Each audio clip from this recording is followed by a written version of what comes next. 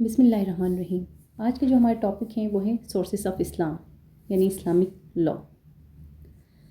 Sources of Islam Islamic law based on 5 sources which are categorized into primary and secondary sources. Islamic جو sources ہیں وہ 5 sources پر مشتمل ہیں جن کو ہم کیٹیگرائز کرتے ہیں 2 ڈویژن کے اندر. One is primary sources and secondary sources.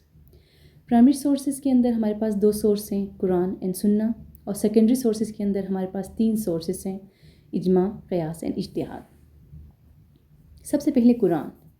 The primary source of Islamic law is Quran.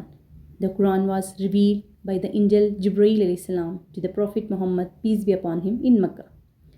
The Quran contains a set of moral and judicial orders which are the basis of Islamic and concern life of human being in every details. یعنی جو قرآن ہے وہ Islamic law ہے اور اس کو reveal کیا گیا ہے جبرائیل علیہ السلام کے تھرو حضور صلی اللہ علیہ وسلم کی طرف مکہ میں.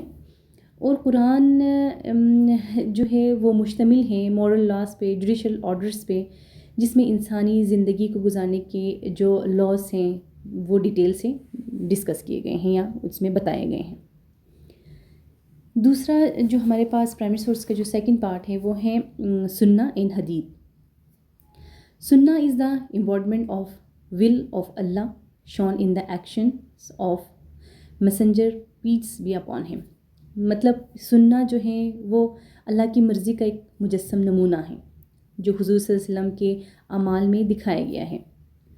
اور حدیث کا جو مطلب ہے وہ ہیں حدیث mean all saying deeds his silent approval of behaviours of his companions and description of his personality. حدیث میں جو ہے وہ حضور صلی اللہ علیہ وسلم کے قول بھی آتے ہیں، فعل بھی آتے ہیں، اور وہ چیزیں بھی حدیث میں شامل ہیں. کوئی ایسی کام حضور صلی اللہ علیہ وسلم کے سامنے ہوا ہو اور ان پہ ادھر خاموشی اختیار کیا گیا ہو، نہ ہاں یا نہ میں، تو اس کو ہم کہتے ہیں کہ حضور صلی اللہ علیہ وسلم کے ان نے کوئی منع نہیں فرمایا اس جگہ پہ، تو اس کو بھی ہم حدیث میں ہی شامل کرتے ہیں. اور جو سیکنڈری سورس کا جو فرسٹ ہے وہ اجماع ہے. اجماع کا جو مطلب ہے وہ ہے جمع ہونا یا جمع کسی چیز کا جمع ہونا. اجماع means agreeing upon on uniting in opinion. It refers to the Islamic community's agreement on a particular legal principle. It can also be used in cases where the Quran and Hadith don't explicitly address a particular legal issue. یعنی کوئی ایسے مسائل ہمارے پاس سامنے آتے ہیں، کوئی ایسی چیز ہمارے پاس سامنے آ جاتی ہیں جو جس میں قرآن اور حدیث میں واضح طور پر کوئی نص موجود نہ ہو، تو پھر وہاں پہ علماء کرام جو ہے وہ اجماع کرتے ہیں. اپنے ڈفرینٹ علماء ہوتے ہیں، وہ اپنے رائے کا اظہار کرتے ہیں اور وہاں اور اس رائے پہ سب کا متفق ہونا ضروری ہے. تو یعنی کسی چیز پہ علماء کا متفق ہو جانا، کسی مسئلے کے حل کے لیے ایک خاص ٹائم پیریڈ کے جو علماء ہیں ان کا متفق ہو جانا اجماع کہتے ہیں. قیاس. قیاس is the process of deductive analogy in which the teachings of the hadith are compared and contrasted with those of Quran in order to apply a known injection to a new circumstances and create a new injection. قیاس کے جو لفظی معنی ہیں وہ ہیں اخذ کرنا. اخذ کرنا آپ اپنے ذہن سے اور ریزن کے ساتھ کسی بھی چیز کو اخذ کرنا، یعنی موجودہ قانون یا موجودہ کوئی نص ہو، موجودہ کوئی چیز ہو، اس کو کسی دوسرے پہ اپلائی کرنا.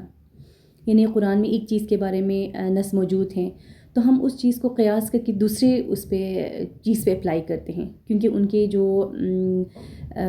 وہ علت جو ہے وہ سیم ہوتی ہیں. لائک قرآن میں جو شراب ہے وہ حرام ہے.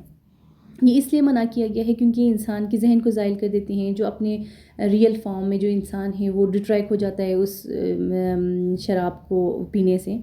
تو ہم اس چیز کو اپلائی کرتے ہیں چرس کے اوپر، کیونکہ ان کی جو خاصیت ہے وہ سیم ہے، وہ بھی ہی کام کرتا ہے جو شراب کام کرتا ہے. تو ہم شراب کے قانون کو لے کے ہم چرس کے اوپر اپلائی کرتے ہیں کہ یہ دونوں جائز نہیں ہیں، تو اس کو ہم کہتے ہیں قیاس. اور لاسٹ ون ہے جو اجتہاد.